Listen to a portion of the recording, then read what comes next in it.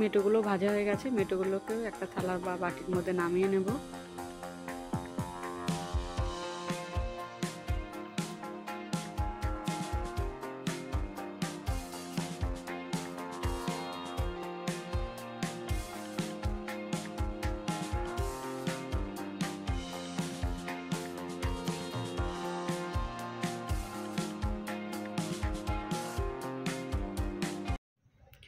তারপর ওই কড়ার মধ্যে আবার দিয়ে দেবো কিছুটা পরিমাণ সর্ষের তেল।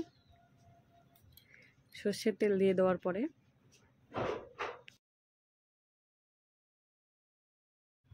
তো তেলটা গরম হয়ে যাওয়ার পর এখানে দিয়ে দিলাম একটা তেজপাতা ও একটা শুকনো লঙ্কা।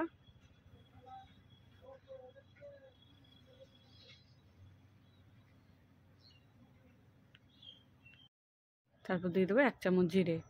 জিরেটা দিয়ে দেওয়ার পরে একটু মশলাটাকে ভেজে নেব হালকা।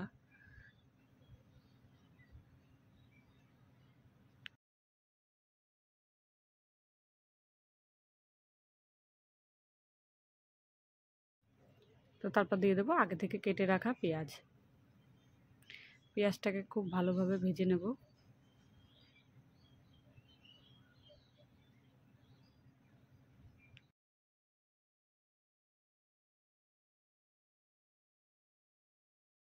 তো পেঁয়াজটা প্রায় ভাজা হয়ে এসেছে। এখানে দিয়ে দেবো আগে থেকে বেটে রাখা মশলাগুলো, কাঁচা লঙ্কা, আদা ও রসুন দিয়ে বেশ করে মশলাটাকে বেশ খানিকক্ষণ কষিয়ে নেব।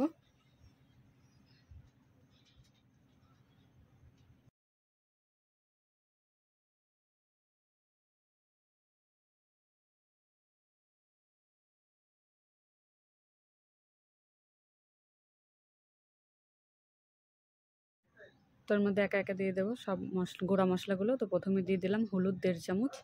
তারপর দিয়ে দেবো এখানে কালারের জন্য শুকনো লঙ্কার গুঁড়ো 2 চামচ। তারপরে এখানে দিয়ে দেবো 1 চামচ জিরের গুঁড়ো।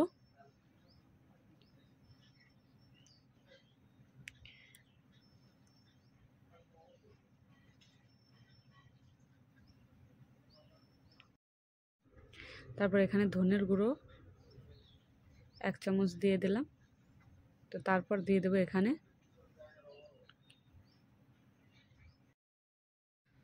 দিয়ে দিলাম 1 চামচ চিকেন মশলা।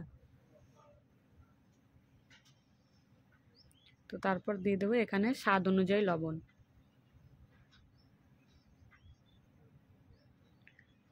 তো লবণটা দিয়ে দেওয়ার পরে সবগুলো মশলাকে কষিয়ে নেব বেশ ভালোভাবে।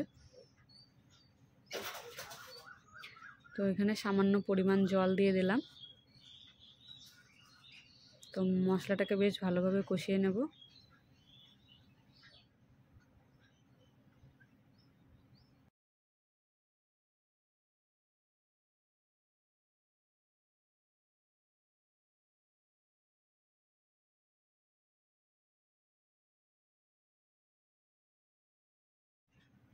তো মশলাটা কষানো হয়ে গেছে। তো আগে থেকে ভেজে রাখা মেটোগুলো দিয়ে দেব। মেটোগুলো দিয়েও বেশ খানিকক্ষণ কষিয়ে নেব।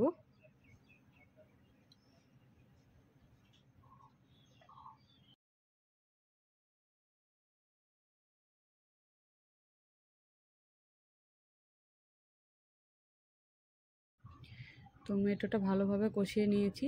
তারপর আগে থেকে ভেজে রাখা কাঁঠাল ও আলুগুলো দিয়ে দেব। দিয়ে ভালো করে বেশ খানিকক্ষণ কষিয়ে নেব। তো তোমরা যদি আমার চ্যানেলে নতুন হয়ে থাকো তো চ্যানেলটিকে অবশ্যই সাবস্ক্রাইব করবে। তো এই ধরনের নতুন নতুন রেসিপি পাওয়ার জন্য আমার চ্যানেলটি অবশ্যই সাবস্ক্রাইব করবে।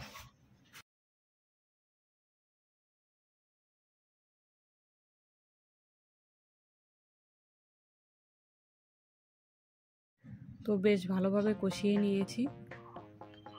তারপর এখানে দিয়ে দেব জল।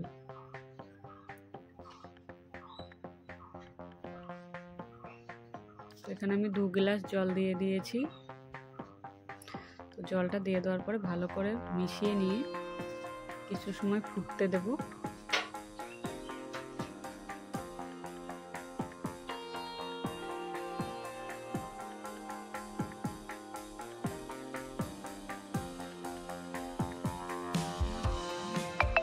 তো রান্নাটা প্রায় হয়ে এসেছে। এখানে একটু গরম মশলা দিয়ে দিলাম। গরম মশলাটা দিয়ে তো সামান্য নাড়িয়ে চাড়িয়ে নেব।